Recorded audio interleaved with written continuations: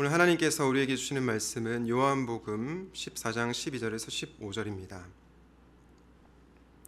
한 절씩 교독하겠습니다. 내가 진실로 진실로 너에게 이르노니 나를 믿는 자는 내가 하는 일을 그도 할 것이요 또한 그보다 큰 일도 하리니 이는 내가 아버지께로 감이라. 너희가 내 이름으로 무엇을 구하든지 내가 행하리니 이는 아버지로 하여금 아들로 말미암아 영광을 받으시게 하려 함이라. 내 이름으로 무엇이든지 내게 구하면 내가 행하리라. 너희가 나를 사랑하면 나의 계명을 지키리라. 아멘. 네, 오늘은 무엇이든 기도해도 응답되나요? 라는 제목으로 말씀을 나누고자 합니다.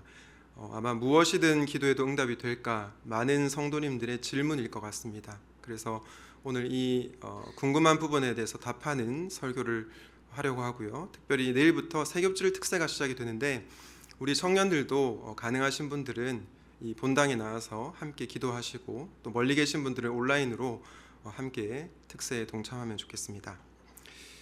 질문 드리고 싶습니다. 여러분, 무엇이든 기도하면 하나님이 다 들어주실까요? 어떻게 생각하세요? 들어주신다고 생각하시는 분 손을 한번 들어볼까요? 우리 교회 성도님 믿음이 없으시네요. 안 들어주신다고 생각하시는 분, 네. 들어주시는 것 같기도 하고 안 들어주시는 것 같기도 한데 오늘 우리가 읽은 14장 13절 14절에 보면 두 번이나 무엇을 구하든지 주님께서 행하시겠다라고 말씀합니다. 다시 말해서 너희가 무엇을 구하든지 내가 너의 기도에 반드시 응답하시겠다고 약속하시는 것입니다. 그래서 여러분들이 정말로 기도할 때 하나님께서 내 기도를 들으시고 응답해 주신다는 것을 확신하면서 나아가면 좋겠습니다. 그런데 사실 우리가 경험적으로 알다시피 무엇이든 기도한다고 내 뜻대로 되는 것은 아닙니다. 여러분, 제가 안식월 복귀 전에 이렇게 기도를 하는 거죠. 오 주님, 3개월의 안식월이 너무 짧습니다. 3개월만 더 연장시켜 주시옵소서. 네, 그러면 최경남 목사님 저한테 전화 오셔가지고 송 목사 안식월이 짧은 것 같다. 3개월 더 쉬어. 이렇게 말하지 않으시겠죠. 네, 당연히 이런 기도는 안 들으실 것입니다.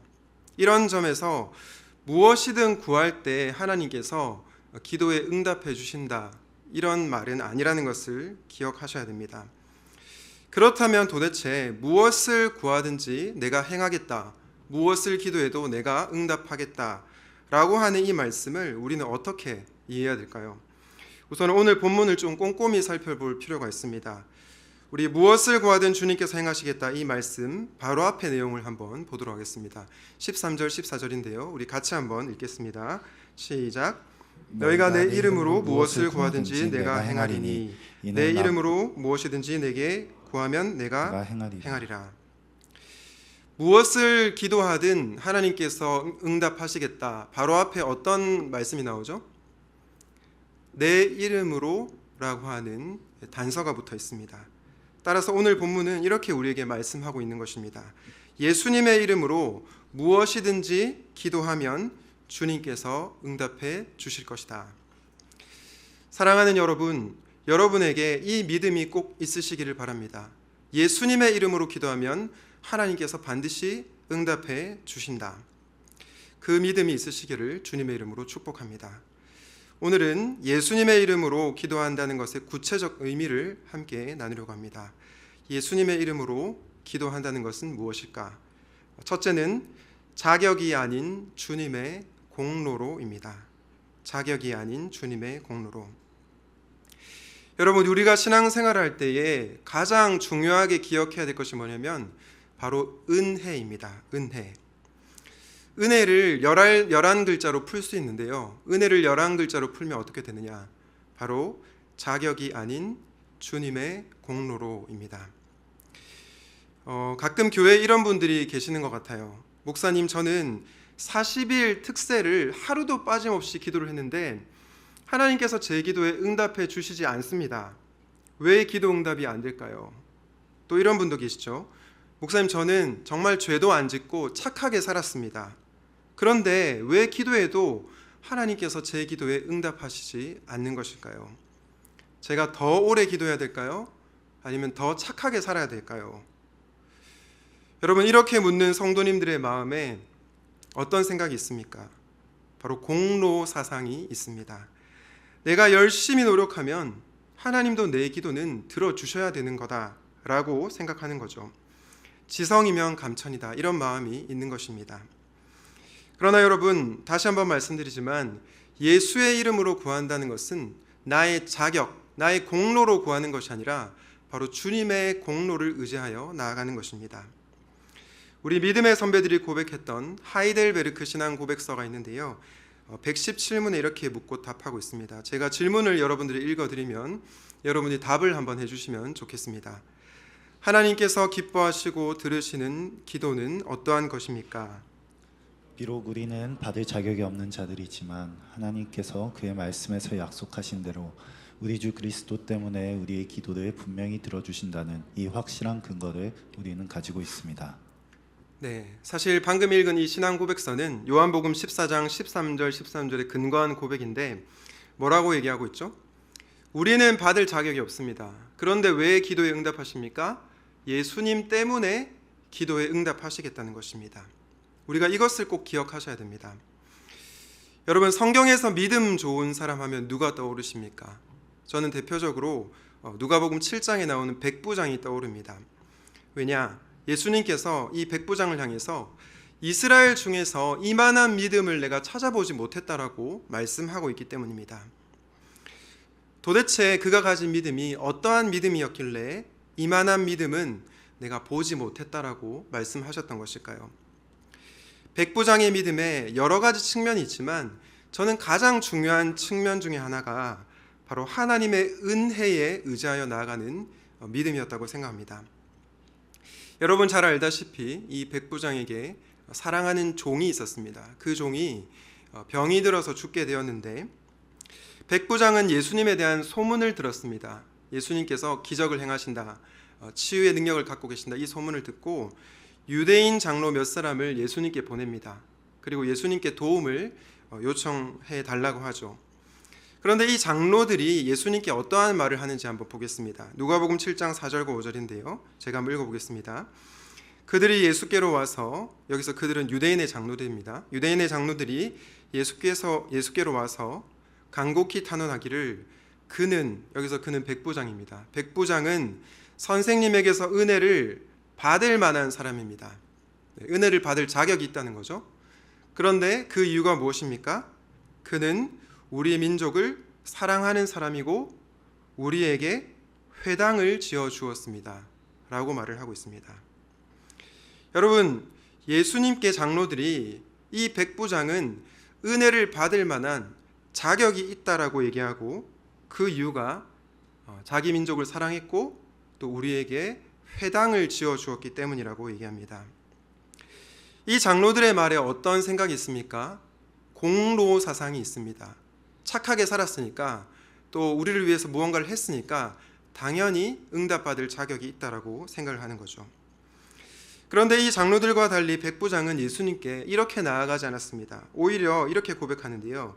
저는 주님을 제 집에 모셔드릴 자격이 없습니다라고 이렇게 고백하는 것을 보게 됩니다. 유대인의 장로들은 자격이 있다, 그러니 응답해 주셔야 한다라고 했지만 백부장은 나는 자격이 없습니다. 예수님 은혜를 베풀어 주시옵소서라고 나아갔던 거죠. 나중에 누가복음 7장 10절에 보면 백부장이 종이 병에서 낫게 되는데요. 도대체 어떻게 이런 응답이 있었습니까? 바로 나는 받을 자격이 없지만 주님의 공로에 의지하여 나아가는 그 믿음 때문에 응답을 받은 것입니다. 백부장이 자신의 자격이 아닌 주님의 공로로 나아갔기에 기도 응답을 받은 것입니다. 사랑하는 여러분, 그러므로 기도에 있어서 제일 중요한 것은 겸손입니다. 주님, 저는 받을 자격이 없지만 예수님의 공로 덕분에 기도 응답을 받습니다. 이것이 바로 기도자가 가져야 할 자세인 것입니다. 그리고 이것이 바로 예수의 이름으로 기도하는 것입니다. 사랑하는 여러분, 여러분은 하나님 앞에 나아갈 때 어떻게 나아가십니까? 혹시 기도조차도 내가 열심히 하면 그것에 대한 보상으로 주시는 것으로 생각하십니까? 아니면 주님, 저는 받을 자격이 없지만 주님이 은혜를 베푸시면 응답이 이루어질 줄로 믿습니다. 이렇게 나아가십니까? 저는 여러분들이 오늘 말씀을 통해 주님, 저는 비록 받을 자격이 없지만 예수님의 공로를 의지하며 나아가오니 나의 기도에 응답하여 주시옵소서, 이렇게 기도하시면 좋겠습니다. 그렇게 기도하는 가운데 놀라운 기도 응답의 역사가 나타나게 되시기를 주님의 이름으로 축원드립니다. 예수님의 이름으로 무엇이든 구하면 응답이 된다라는 주제로 말씀을 전하고 있는데요. 두 번째 의미는 무엇일까요? 두 번째는 먼저 그 나라를 구하며입니다. 먼저 그 나라를 구하며. 예수의 이름으로 기도한다는 것은요, 그분과 내가 하나 되는 것을 의미합니다. 마치 부부가 결혼해서 한 몸을 이루고 마음을 이렇게 하나 되게 하는 것처럼 예수님과 내가 하나가 되고 연합하는 것을 의미합니다. 그래서 주님과 내가 하나가 되는데, 여러분, 주님과 내가 하나가 될 때 나타나는 특징이 있습니다. 그게 뭘까요? 바로 예수님의 관심사가 내 관심사가 됩니다. 예수님이 추구하는 바가 내가 추구하는 바가 됩니다. 이런 맥락에서 오늘 본문을 조금 이해할 필요가 있습니다. 우리 요한복음 14장 12절 같이 한번 읽겠습니다. 시작. 내가 진실로 진실로 너에게 이르노니 나를 믿는 자는 내가 하는 일을 그도 할 것이요 또한 그보다 큰 일도 하리니 이는 내가 아버지께로 감이라. 여러분, 이 말씀을 잘 보십시오. 굉장히 충격적인 놀라운 말씀이 나옵니다. 예수님을 믿는 자가 어떤 일을 한다고 하죠? 어떤 일을 한다고 합니까? 네, 반응을 좀 해주세요, 여러분. 네, 제가 안식월 때 다른 교회를 갔는데 우리 교회만큼 반응 없는 교회는 없어요, 여러분. 네, 반응을 해주세요.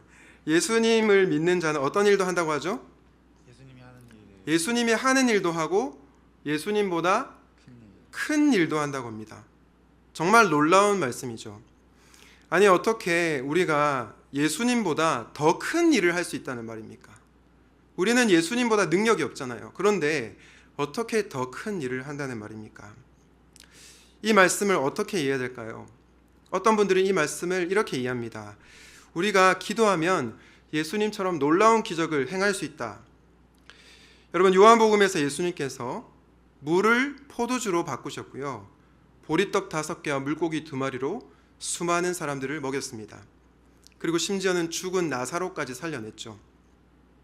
우리가 예수님을 믿고 기도하면 이런 기적이 저와 여러분의 삶에 나타난다는 것일까요? 예를 들어서 성찬식이 있는 주일에 포도주가 떨어졌습니다.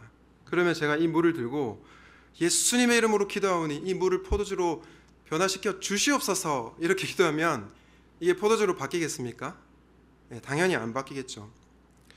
아마 어떤 분들은 우리가 예수님보다 더 큰 일을 한다고 했을 때, 그리고 예수님과 같은 일을 한다고 했을 때 이런 식으로 본문을 이해를 합니다. 그런데 오늘 본문은 그렇게 이해를 하시면 안 됩니다. 물론 오해하시지 마시기 바랍니다. 우리가 믿음으로 기도할 때 기적이 일어납니다. 아픈 자가 병이 낫고 또 해결되지 않는 문제가 해결이 되기도 합니다. 그러나 적어도 오늘 본문의 맥락에서 말하는 의미는 그런 것이 아니라는 것이죠. 그러면 예수님보다 큰 일을 한다는 것이 도대체 어떤 의미일까요? 12절 하반절을 보면 그 의미의 해답을 유추할 수 있습니다.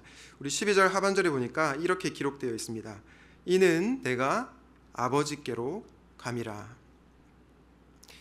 이 말씀은 무슨 말씀이냐면, 예수님께서 제자들을 남겨두고 이제 십자가를 지시러 가셔야 되는데 세상을 떠나서 아버지께로 가신다는 것을 의미합니다.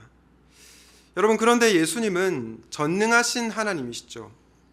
전능하시지만 스스로 사람이 되셨고 육신의 몸을 입고 이 땅 가운데 오셨습니다. 그래서 예수님께서 사람의 몸을 입고 오셨기 때문에 이곳에서 사역을 하고 또 다른 지역에서 동시에 사역을 할 수는 없는 것입니다. 네. 분당에서 사역하시면서 예수님께서 사람의 몸을 입고 오셨기 때문에 용인에서 사역을 할 수 없다는 것입니다. 그런데 예수님이 아버지께로 가시면서 너희가 나보다 더 큰 일을 하겠다, 이 말이 무슨 뜻이냐? 바로 너희들이 나를 대신해서 하나님 나라 사역을 감당한다는 것입니다. 실제로 오늘 본문 이후에 요한복음 14장 16절에 보면 예수님이 아버지께로 가시면서 성령님이 오신다고 합니다. 그런데 성령님이 오신 이유가 뭐냐면 바로 제자들이 성령의 능력으로 예수님이 하시던 사역을 동일하게 감당하고 더 큰 능력의 사역을 감당하는 것입니다. 따라서 예수님보다 큰 일을 한다는 것은 이런 의미입니다. 잘 기억하십시오. 예수님보다 큰 일을 한다는 것은 PPT 한번 띄워주실까요? 제자들이 성령의 능력으로 하나님 나라 사역을 감당한다는 것입니다. 성령의 능력으로 하나님 나라 사역을 감당한다는 것입니다. 실제로 이후에 사도행전 말씀을 읽어보면 예수님의 제자들이 이 하나님 나라의 복음의 사역을 능력 있게 감당했습니다. 그리고 사실 예수님을 믿는 저와 여러분도 지금도 이 사역을 감당하고 있습니다.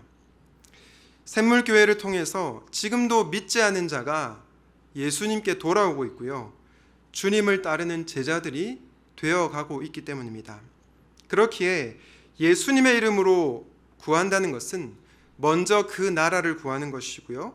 우리가 이렇게 먼저 그 나라를 구할 때 예수님께서 반드시 응답하시겠다고 약속해 주시는 것입니다.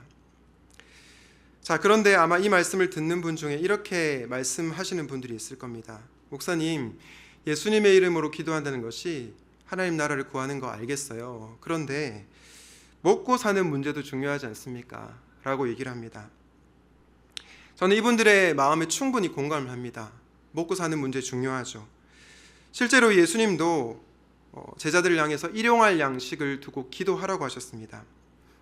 우리가 먹고 사는 문제를 두고 기도해야 됩니다.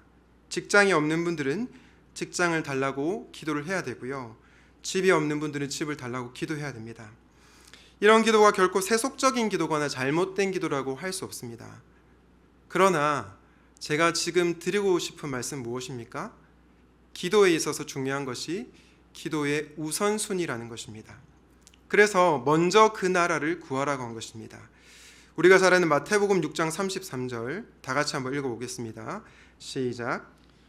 그런즉 너희는 먼저 그의 나라와 그의 의를 구하라. 그리하면 이 모든 것을 너희에게 더하시리라. 아멘.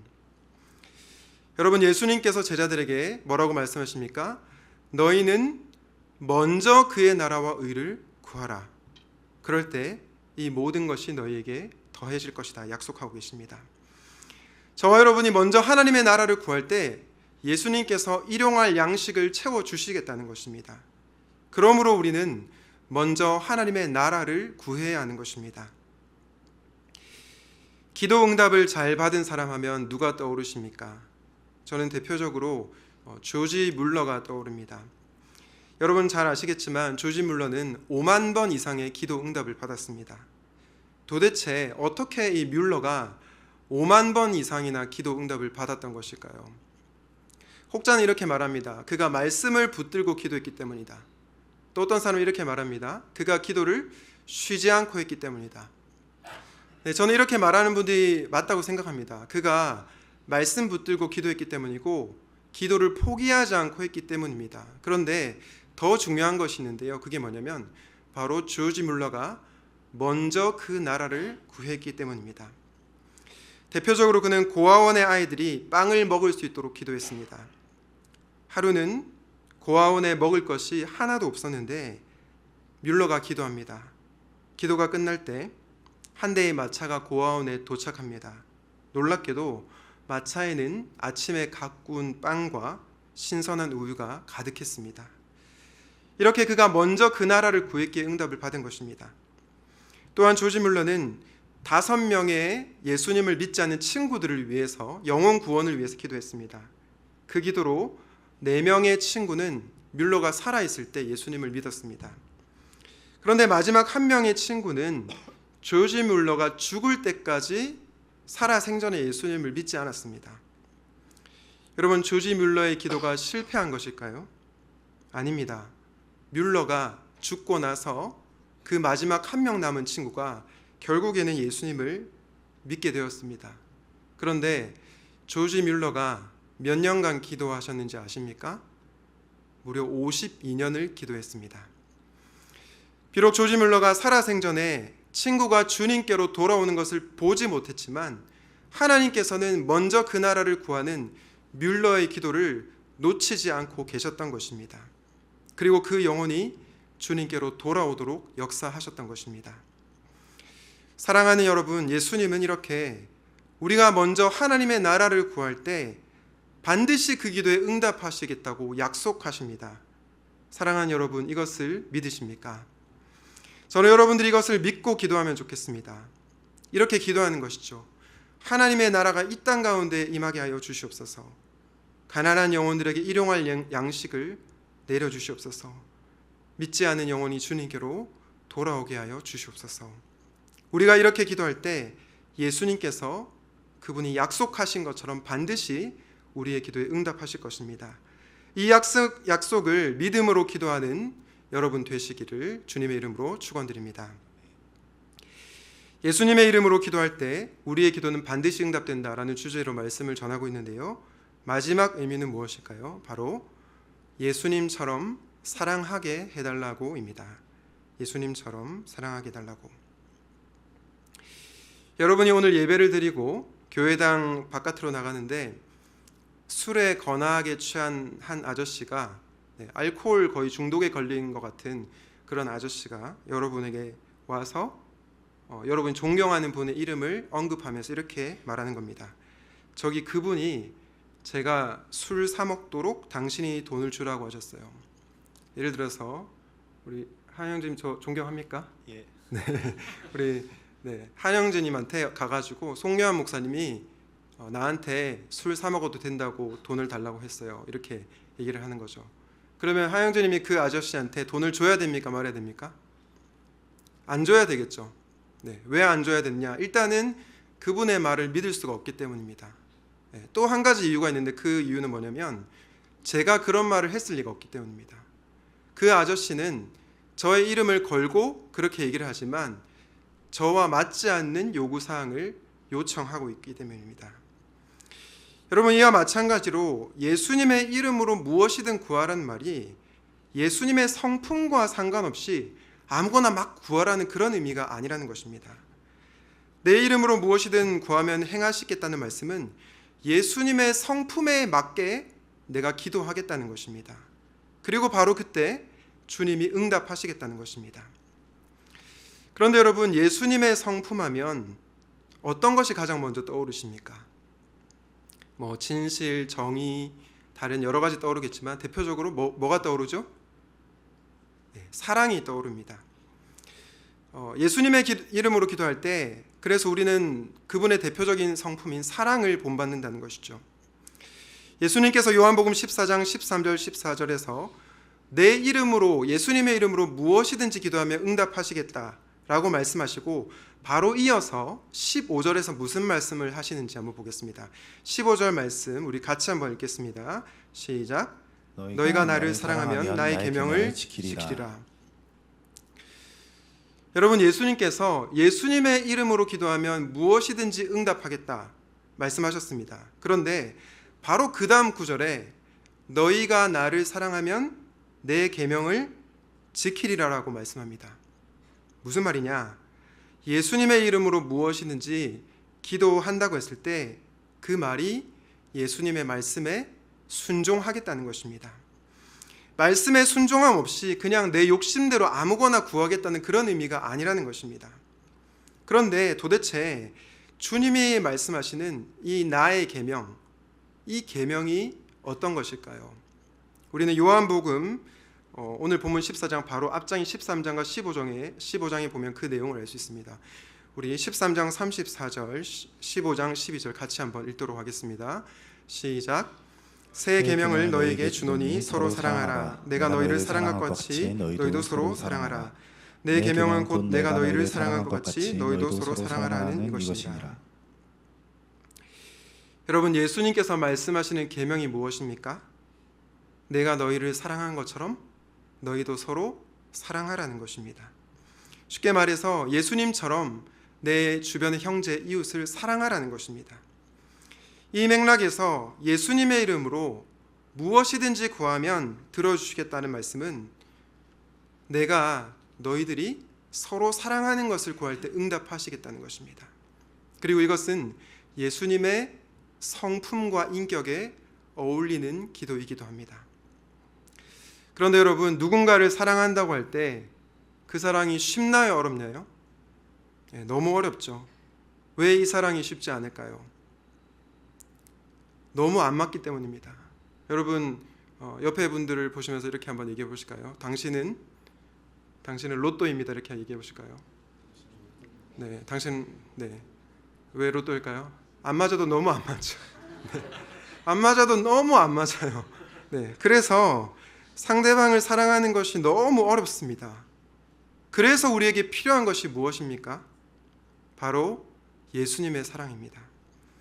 내 힘으로는 정말 안 맞는 그 사람을 사랑할 수 없기에 예수님의 사랑을 예수님의 이름으로 구해야 하는 것입니다. 그리고 그럴 때 예수님께서 우리로 하여금 서로 사랑할 수 있는 능력을 부어주시겠다는 것입니다. 여러분, 제가 안식월 기간 중에 꼭 해보고 싶었던 것 중에 하나가 건강한 교회들을 이렇게 탐방하는 것이었습니다. 3개월 안에 최대한 많은 교회를 둘러봐야 됐기 때문에 어느 날 주일은 각기 다른 교회에서 한 주일에 3번 예배를 드린 적이 있습니다.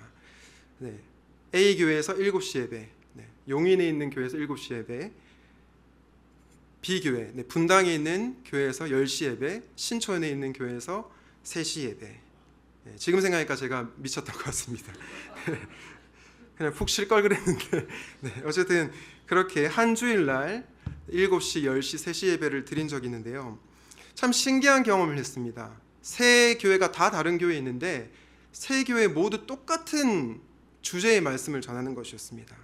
그게 뭐냐면 바로 형제의 사랑에 관한 것이었습니다. 그런데 제가 예배 때 말씀을 들으면서 기도를 하는데 주님이 저에게 이런 마음을 주시는 것입니다. 요한아, 나는 네가 안식월 이후에 너가 섬기는 사람들을 주님의 사랑으로 사랑하면 좋겠다. 이 마음을 주시는 것입니다. 그러면서 지난 사역을 제가 7년간의 사역을 돌아보게 되었습니다. 제가 섬기는 청년들 그리고 성도님들을 생각할 때 저는 주로 이런 기도를 많이 드렸던 것 같아요. 주님, 제발 이들의 문제를 좀 해결해 주십시오. 학업이 잘 되고 취업이 잘 되고 결혼이 잘 되고 어려움이 해결되게 해주십시오. 이런 기도를 많이 드렸던 것 같습니다. 그리고 그 기도 응답이 꼭 이루어지면 좋겠다고 생각을 많이 했습니다.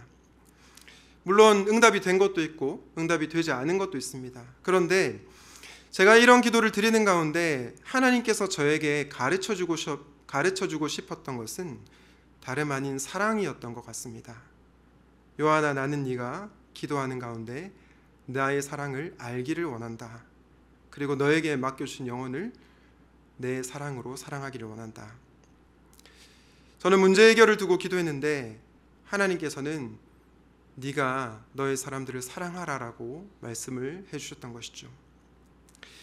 여러분, 예전에 한 목사님께서 정말 말 안 듣는 딸이 변화되게 해달라고 기도했습니다.